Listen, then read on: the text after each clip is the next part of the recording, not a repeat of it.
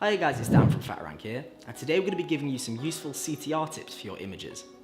So in this video, we're going to be showing you some various techniques that you can do in relation to CTR to your images, which will help with their rankings in the SERPs.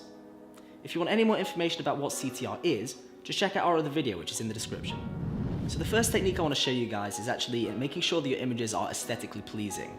So what this really is just ensuring that your image stands out from the crowd, and a use of dynamic colors can really help this stand out from your competition.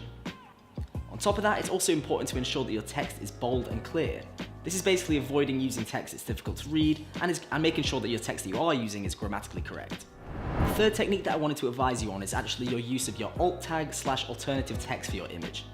With this, you've really got to be as specific as possible, as it helps Google to understand what the image is and helps it then rank better as a result.